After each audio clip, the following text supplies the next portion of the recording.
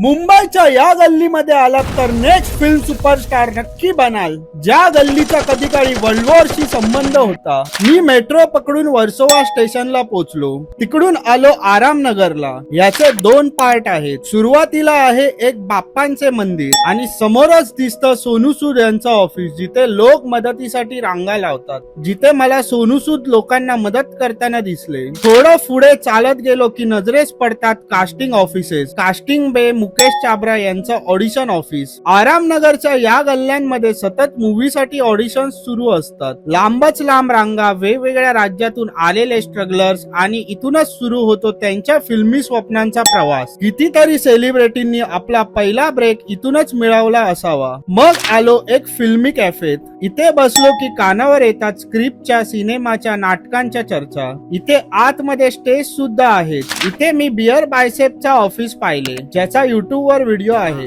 MC स्टॅनचं हे गाणं आठवत आहे, त्यातील गल्ली पण इथेच आहे। मी आजपर्यंत इथे खूप सेलिब्रिटींना पाहिले। काही आर्टिकल नुसार इथे आधी वर्ल्ड वॉरच्या काळात मिलिटरी बॅरॅक्स होत्या, मग फाळणी नंतर पाकिस्तानातून आलेल्या लोकांसाठी ट्रान्झिट कॅम्प बनवण्यात आले। असे म्हणतात इथे दिलीप कुमार आणि राज कपूर शूट करत। आज मात्र याला बॉलिवूडची सिलिकॉन व्हॅली म्हणतात, जिथे प्रत्येक गल्ली, प्रत्येक कोपरा स्वप्नांनी भरलेला आहे। तर ही रील आपल्या त्या मित्राला नक्की पाठवा जो इथे आला तर नक्कीच मूवी स्टार बनेल।